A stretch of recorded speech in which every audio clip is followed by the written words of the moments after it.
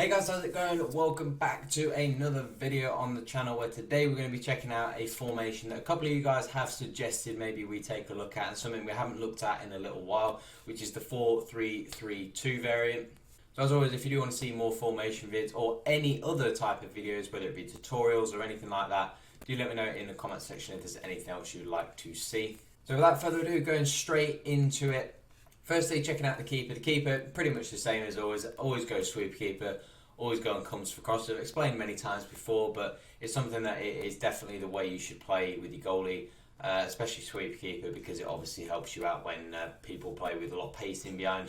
But going straight into the fullbacks and the defensive back four as a whole. Now, this formation personally, it's more important as we'll go more forward in the formation and you'll see what we're talking about. But this formation for me personally is pretty solid defensively.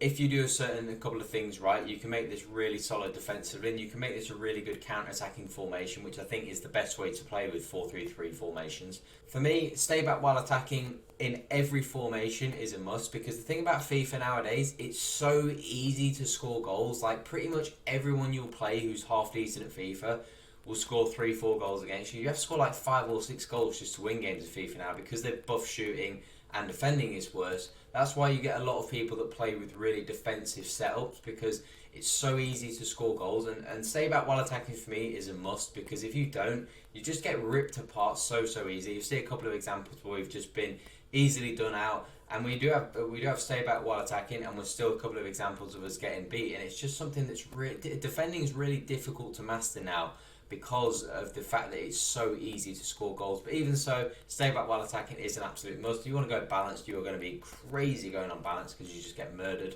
Moving into the CDM, and this is something that is really important, but it's quite specific. Now, for me personally, I find man mark is the best way to go always, especially on a 1 CDM formation, but typically when even in 2 CDM formations like in the 4-2-3-1, I always go man mark. I find it's more effective than cut passing lanes. I feel like cut passing lanes really does take you out of the game completely. Stay back while attacking is something that you could go for. If you want to be a little bit even more, something that's going to make you even more solid, drop between defenders is something I actually really liked, and was something that I actually really settled on. Something that I haven't used a lot recently, because I haven't been using a lot of 1 CDM formations.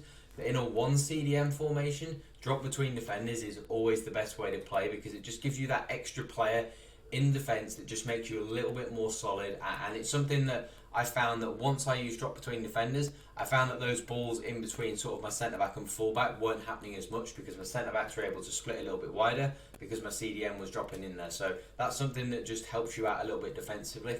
Now moving into the 2 central midfielders. Now for me personally, I didn't really change anything on the 2 central midfielders, because balanced attack is what you want, because they need to be able to attack and defend. Again, crossing runs, you don't want them both. I mean, with crossing runs, this is kind of something as you have to experiment yourself. You could have one on getting to the box and one on stay on edge of the box. I found that I just used balanced for everything, and that I felt like that had the best balance. I was able to, hence the name. I felt like I still had a good amount of players in the box getting forwards, but I wasn't getting open up on the counter attack. I still found that I was pretty solid in sort of my midfield areas. We were able to hold a good position, yet still have a good amount of players going forward, and the instructions are the same for Ericsson and for Bernardo Silva. Always use cover centre as well, because we have width in the team with our wingers and fullbacks. You don't need to play on cover wing. Now moving into the wide players, the wingers, these are probably the most important players you have to get right in this formation. Now come back on defence for me is a must, especially in wing formations, because especially in a formation like this, although you might think it's already a really good formation, it just makes your formation a little bit more compact. Like I said at the beginning, it's really easy to score goals now. So rather than go on something like drop back, we want to make our formation more solid when it comes to our instructions, because drop back just makes it way too defensive. It makes it impossible to score any goals.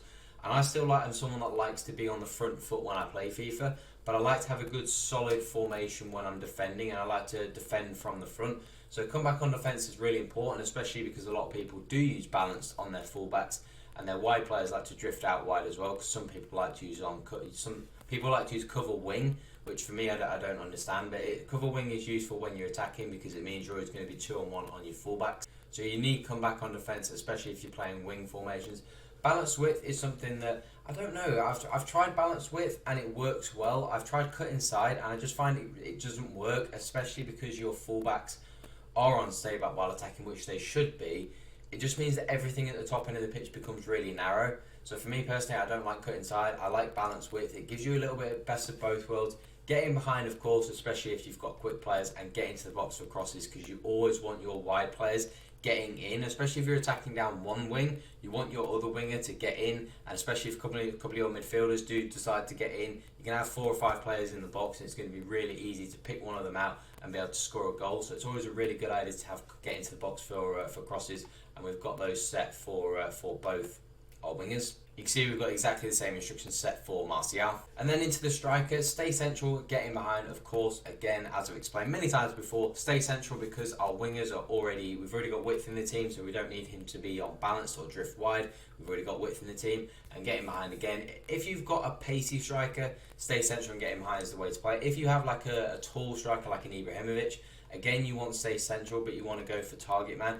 And if you have somebody who's quite small, maybe you have like a Mertens or a Ben Yedder, I always find that using false 9 works a lot better with the shorter strikers because they don't, even though they have the pace, they don't have the physicality to match up with the centre backs. So I found that false 9 works a lot more effective. And then into the tactics. These are the tactics that I actually ended up settling on, and you can see they're pretty much standard, except where we went for a long ball on the offensive style. And I went for this. I find that long ball works a lot better with wing formations, because in left and right mid formation, like a 4-2-3-1 or something like that, or a 4-4-2, your left and right midfielders start from a really deep position, so it takes quite a long time to get forwards.